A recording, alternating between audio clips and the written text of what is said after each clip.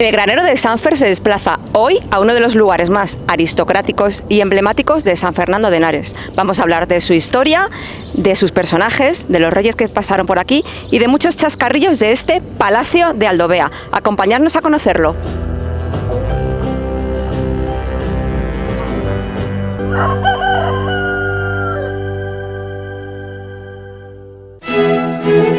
El castillo Palacio de Aldovea se encuentra dentro del soto del mismo nombre, en la margen derecha del río Henares, a su paso por el término municipal de San Fernando de Henares. ¿Y quién mejor para hablarnos de este emblemático lugar que nuestro cronista oficial de la ciudad, Rafael Gómez? Hola, buenos días, Natalia. ¿Cómo estás? Encantada de que vengas aquí. Estoy, fíjate tú dónde estoy y dónde estamos. Es un lugar maravilloso que hay que visitar y conocer, el Palacio de Aldovea.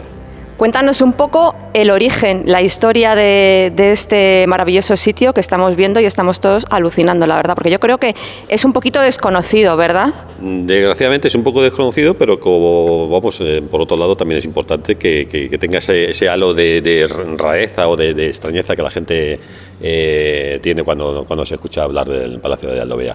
Pues el Palacio de Aldovea tiene un origen muy, pero bastante alto, bastante lejano, porque se cree que empezó a tener aquí habitantes o a tener algún tipo de edificio en el siglo XII, cuando se reconquistó esta zona por los cristianos y pues echaron a los musulmanes que habían en este lugar y el rey Alfonso VII pasó estas tierras al obispado de Sigüenza en primer lugar, luego al obispado de Toledo, y a partir de ahí el arzobispo de Toledo pues empezó a invertir aquí como una especie de casa de campo. Realmente esto no era ni una fortaleza ni era un lugar de defensa en absoluto, pero bueno, a partir de ahí empezó a moverse esto como un lugar de esta entidad y nos ha, una serie de modificaciones a lo largo de los años. Hemos logrado llegar hasta este punto en que tenemos aquí un palacete y un entorno y de impresión, porque todo lo que son la zona donde estamos en el soto de Aldovea, todos los árboles que tenemos alrededor, en un cruce casi entre el río Henares y el río Jarama, es impresionante, la verdad es que me da pena conocerlo. Pues como hemos tenido la suerte de que nos hayan dejado entrar, que normalmente aquí se celebran eventos, bodas, etcétera, pero nos hemos colado un poquito en este maravilloso sitio, vamos a subir a la parte de arriba para conocerla un poquito mejor. Perfecto, no podemos olvidar que es un lugar privado, entonces pues hay que aprovechar la oportunidad, por supuesto. Y así se lo enseñamos a todos nuestros vecinos. Vamos para allá. Y Rafa, cuéntanos por qué se llama Palacio de Aldovea. ¿De dónde viene lo de Aldovea? Pues eso es curioso porque el nombre de Aldovea, que normalmente nadie se fija en ese sistema, pero viene del árabe. Aldovea es una degeneración de aldehuela, una aldea pequeñita, y aquí se supone que había un despoblado y al final pues se queda con ese nombre. También es conocido en mucha de la documentación, aparece como Soto del Arzobispo, porque como hemos dicho que depende del arzobispado o dependía del arzobispado de Toledo, o incluso el Soto del Señorito, por temas obvios de quienes vivían aquí, con lo cual es un tema muy interesante. ¿Sí? ¿Y quién fue su arquitecto? Bueno, ha sufrido muchísimas modificaciones a lo largo del tiempo el edificio.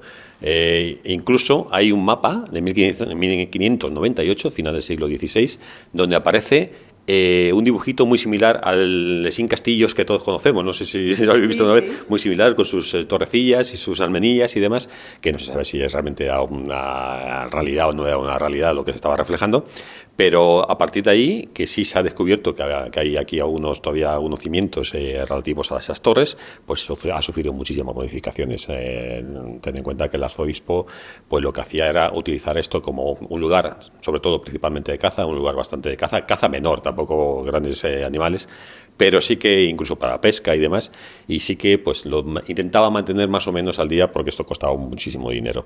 Y ha habido muchas modificaciones y la última se debe a un arquitecto italiano, porque el arzobispo de aquel momento era un hermano de Carlos III, que se llamaba Luis Antonio de Borbón y Farnesio, hermano tanto de padre como de madre. Sabéis que Felipe V, Isabel Farnesio y demás tenían ahí sus cosas, y este hermano, pues aprovechando el rebufo de que se acababa de crear el Real Sitio San Fernando, el tío vio el negocio, dice, tengo ahí unas posesiones que podría intentar explotar para vender pues la leña, la caza, etcétera, al nuevo Real Sitio que hay aquí.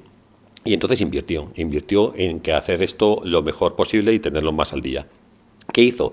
Pues a través, como él era, pues estaba en la corte, Carlos III venía con mucha gente italiana, el marqués de Scotti era el secretario de Isabel de Farnesio, la madre tanto del arzobispo como del rey, y pues tenía como secretario a Marqués de Scotti. Y Marqués de Scotti se trajo a un arquitecto, un poco cascarrabia, según lo dicho, según se ha hablado, que era un tío bastante curioso, que se llamaba Vigilio Ravaggio.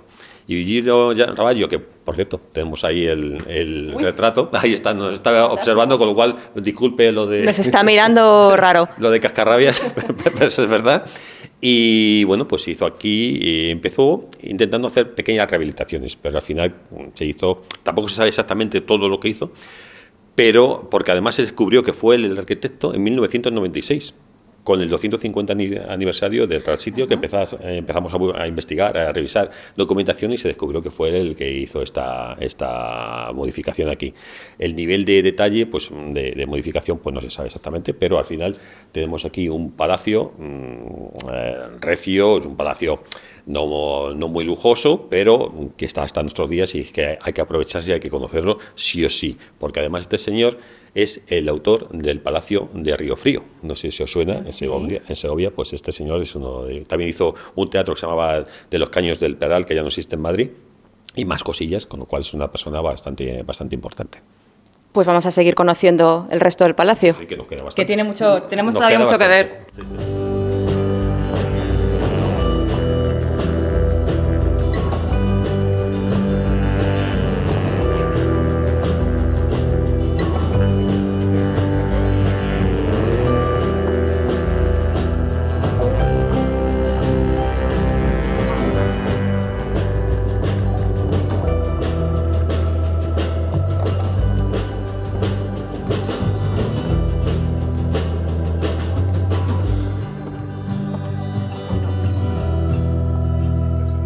Llegamos a una zona espectacular. Yo no sé si se puede ver el nivel de detalle de los techos, de la chimenea.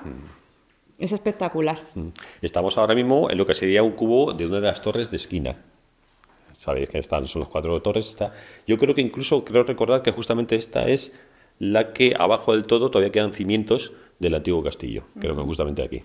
Y la verdad es que lo tiene impresionante. Es espectacular. Porque fue en 1804 cuando Carlos IV, si no me equivoco, se queda con el soto y el palacio y lo anexiona al Real Sitio. Esto es un evento importante, ¿no? Sobre todo para nosotros que estamos aquí, somos sanfernandinos, obviamente. Pues sí, en 1804 fue cuando ocurrió eso, porque ya hemos comentado que durante muchos siglos perteneció al arzobispado de Toledo, y un hijo del arzobispo que hemos dicho que estaba haciendo la rehabilitación, un hijo porque dejó el hombre de ser cardenal y pasó a ser digamos a ser civil, y fue Luis María también de Borbón, quien vendió el palacio y todo el soto a Manuel de Godoy. Manuel de Godoy era el príncipe de la paz, era uno de los hombres más importantes del gobierno de Carlos IV, y se lo vendió por 5 millones de reales de vellón, que no sé si eso mucho, sinceramente no creo que sea mucho, pero fue uno de los primeros pelotazos que conocemos, porque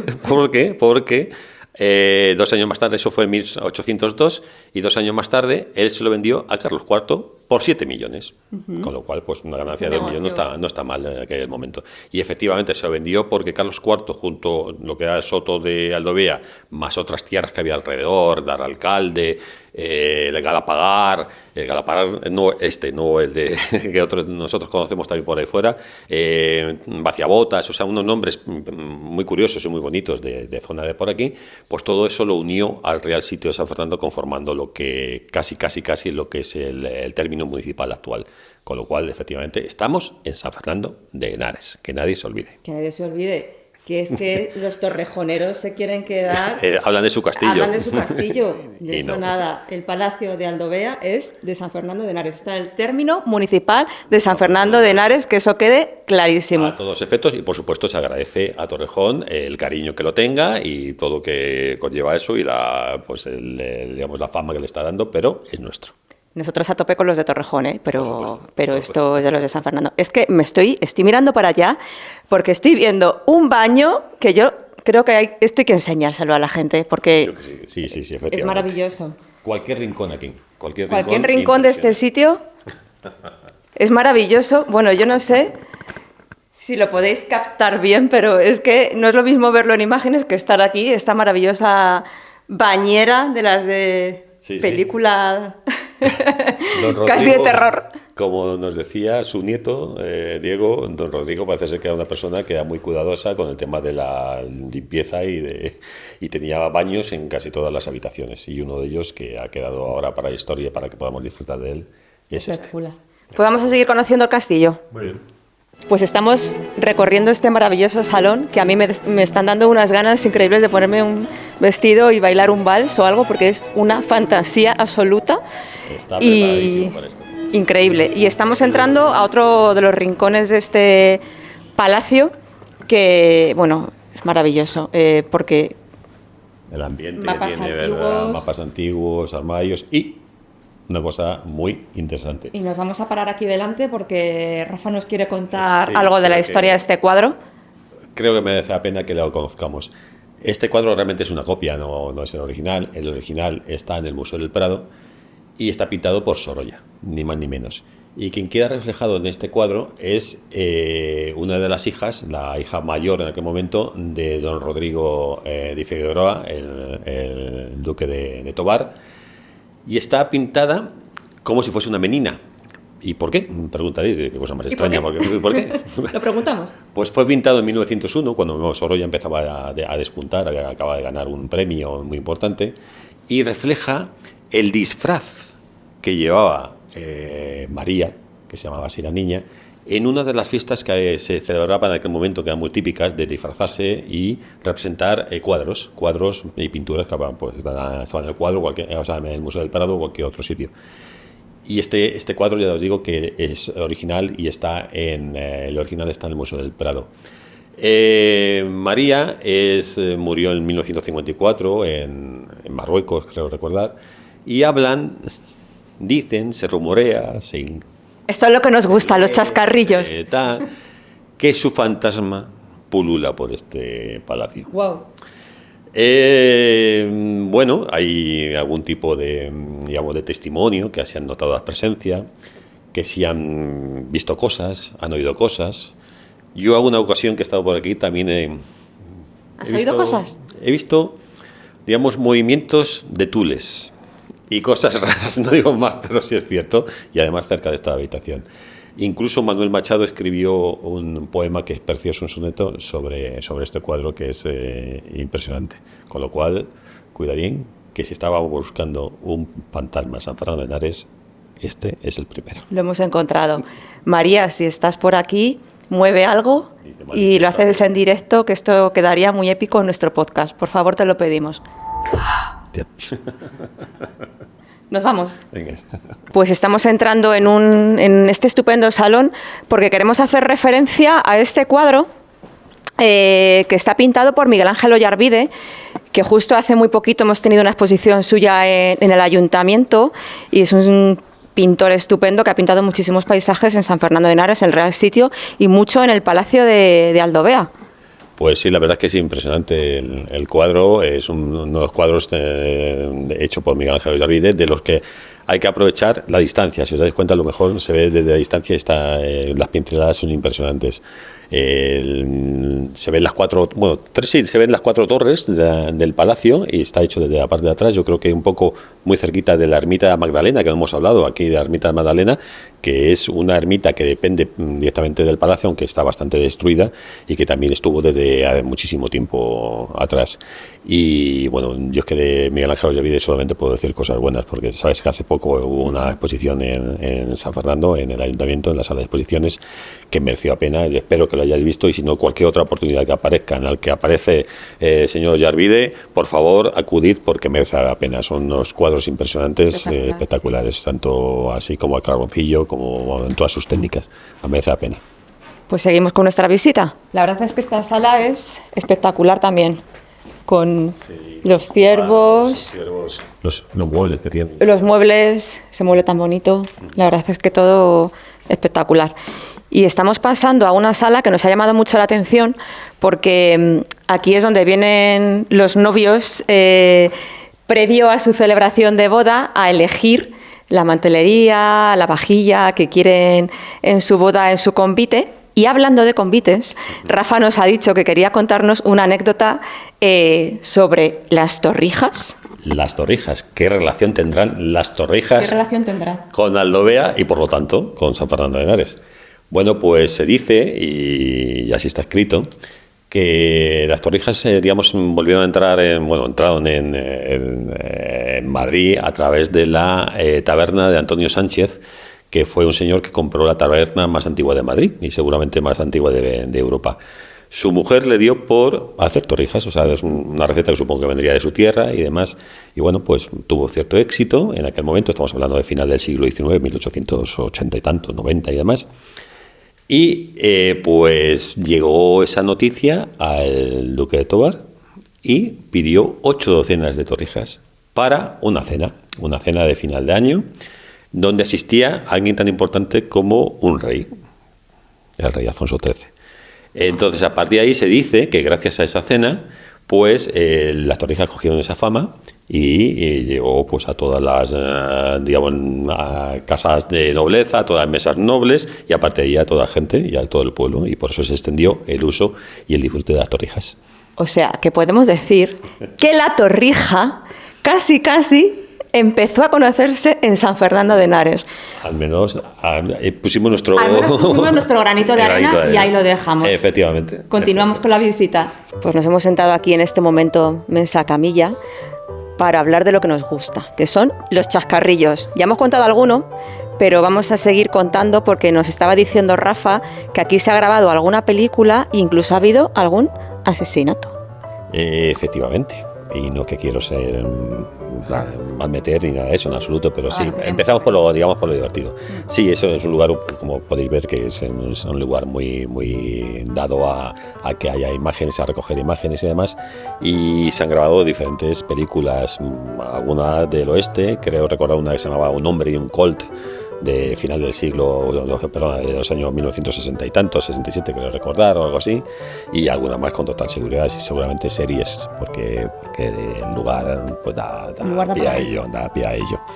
Y en cuanto a los asesinatos, pues sí, desgraciadamente pues es también cierto que ha habido muchos más y menos, incluso justamente en el cambio de siglo, del siglo XIX al XX, 1899, en la noche de fin de año, pues un pastor llegó aquí y se cargó a su capataz porque no le renovaba el contrato, y fue por la noche con nocturnidad, alevosía, y bueno, y al final pues le ajusticiaron al hombre. Y luego tenemos, por supuesto, también el caso de Mateo Morral. También ocurrió aquí muy cerquita de aquí, en el Ventorro de los Jaraices, que está muy cerquita de aquí, que también en su época pertenecía a San Fernando, estaba muy cerca de un puente de hierro, que algún día también hablaremos de los puentes que se construyeron alrededor, y ahí fue donde le detectaron, después del intento de asesinato, el atentado que hizo en la boda de Alfonso XIII. Y fue guarda de Aldovea quien se dio cuenta de quién era, acudió allí a cogerlo, a pillarlo, y pues no se sabe muy bien lo que pasó. Ambos dos murieron, los dos. No se sabe muy bien quién mató a quién y qué pasó, pero al final sí ocurrió, con lo cual también hay hechos luctuosos. Pero bueno, lo importante es que el lugar merece la pena por su historia, por su presente y por supuesto por su futuro. Aprovechemos los sanfernandinos a conocerlo. Perfecto, pues continuamos con nuestra visita. La verdad es que es impresionante, Rafa, ¿eh? Sí, es la segunda vez que vengo aquí a la visita y es increíble, sí, es algo impresionante. Espectacular. Buenos días, don Diego Figueroa, uno de los propietarios del Palacio de Aldovea. ¿Cómo pues estás? Sí, pues nada, encantado de que hayáis venido y a ver si sale divinamente todo. Muchísimas gracias por recibirnos. Veníamos comentando lo maravilloso que es este edificio. Pues tiene su historia, pues sí, es poco conocido, que a lo mejor ese también es un poco la gracia, ¿no? Y es para mí, vamos, una preciosidad. Nosotros aquí llevamos ya pues más de 120 años y bueno, pues tratando de mantenerlo y encantado de que hayáis venido. ¿Cómo llegó a ser tu familia propietaria de este edificio? Bueno, lo compró mi abuelo, más o menos sobre el principio del siglo, 1900-1902. Lo compra al marqués de San Carlos, que había sido uno de los que lo había comprado en la desamortización de Mendizábal, en el año 1850 y tantos, ¿no? Y bueno, lo compra con 1.700 hectáreas o 1.500 hectáreas y bueno, pues era una finca de recreo, pues aquí vino Alfonso XIII, muchas cacerías, tenía ganadería brava, era riquito y bueno, y lo pasó divinamente, el duque de Tobar. Y bueno, luego pues le tocó a mi padre con su prima, luego ya se nos quedamos nosotros y bueno, y poco a poco pues ya es mío y de mis hermanos y aquí estamos tratando de mantenerlo. Y actualmente para lo que sirve o el objetivo del palacio, aparte de visitas y ver lo precioso que es que también se hacen eventos de todo tipo. Sí, sobre todo eventos culturales y algunas bodas. Sí. Y bueno, pues esa es la manera de poder subsistir y de poder mantenerlo. Yo creo que en todos los países se ha llegado a unos acuerdos con patrimonio para poder hacer las explotaciones y para que se puedan mantener todos los bienes de interés cultural. Este es un bien de interés cultural del año 59, es un grado monumento y bueno, pues gracias a eso pues seguimos manteniéndolo. Pues muchísimas gracias, Diego. ¿Nos quieres contar alguna anécdota así que os haya pasado durante estos últimos años en este precioso palacio? Bueno, yo siempre, todos los palacios tienen su cosilla, ¿no? Tienen su pequeño fantasma, ¿no? Uh-huh. Yo creo que mi abuela, una de las veces bajando la escalera, que luego veréis la parte de arriba, pues noté un empujón y digo, caramba, ¿qué es esto? Y no me dio demasiado miedo porque me sonaba que era, y yo creo que era mi abuela o mi tía María. Y entonces la pregunté si habían escondido dinero por algún lado para buscarlo, pero no me han contestado. Y no hubo respuesta. Si hubiera habido respuesta ahora lo buscábamos nosotros también. Iríamos todos a buscarlo, sí. Oye, que muchísimas gracias por venir. Muchísimas gracias. Espero que salga todo precioso y daros las gracias otra vez de nuevo. Pues nos encontramos en este precioso sitio que son los jardines del palacio. Como podéis ver, es un sitio espectacular. Y vamos a hablar un poco de una parte, bueno, no tan bonita, que es la guerra, pero es que los sótanos del palacio fueron búnker. Efectivamente, también este palacio parece mentira, pero en todos sus rincones tiene historias.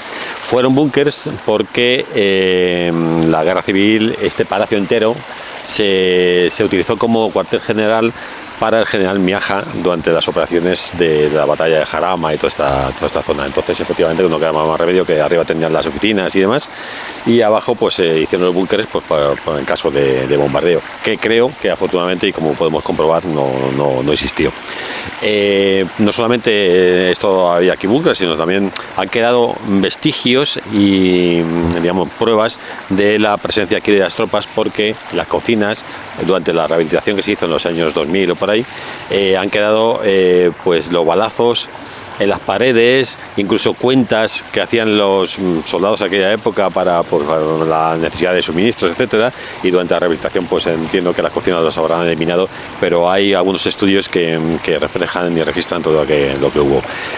La zona estuvo durante la guerra civil en la zona donde estaban todos las batallas de Jarama y todo este tipo de cosas, con lo cual pues tiene también su parte de historia. Luego, a partir después de la guerra, pues se volvió a utilizar pues sobre todo para temas agrícolas, y se recuperó, y el soto ahora mismo, como podemos comprobar, es una auténtica maravilla.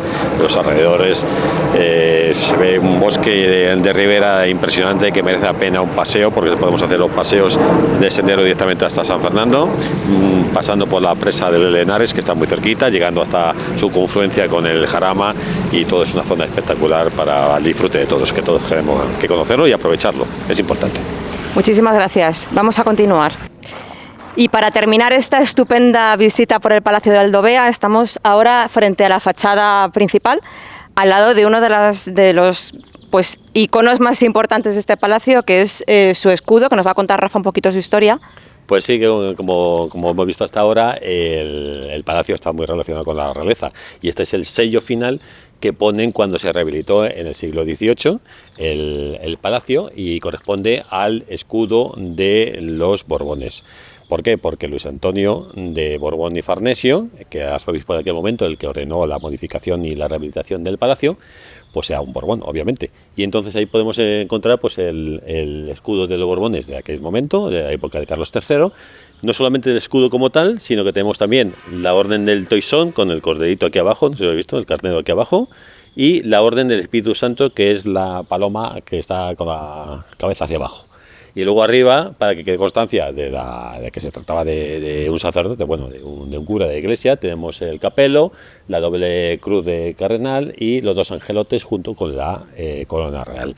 Esto está hecho, ordenado a hacer, por supuesto, por Vigilio Ravaglio, que era el arquitecto italiano que se encargó de todo, y es un escudo muy bien hecho. O sea, se nota que había pasta, o sea, el tío se gastó pasta. Aquí hay uno que es el más importante, a la vuelta en el lado norte hay otro, pero que es menos importante, ya fue realizado por órdenes de Godoy, para marcar doblemente la realeza del lugar. Pero este es un escudo que merece la pena por su bien hacer y por cómo ha quedado y cómo está en nuestros días, lo cual es muy importante. Bueno, pues muchísimas gracias, Rafa, que nos has contado muy bien la historia de este sitio tan bonito y tan emblemático, que yo, como sanfernandina, había oído hablar, pero no conocía, y me he enterado de muchísimas cosas de la historia de este sitio, que al final es historia de nuestro real sitio de San Fernando de Henares. No lo olvidemos, que vamos a sacar un poquito, ¿no?, el pecho, que tenemos lugares espectaculares que poco a poco os vamos a ir dando a conocer. Y seguidnos en nuestras redes sociales, ahí vamos a estar siempre, El Granero de Sanfer, con nuestros cronistas oficiales de la ciudad, y os esperamos en el próximo capítulo. Muchísimas gracias por estar ahí.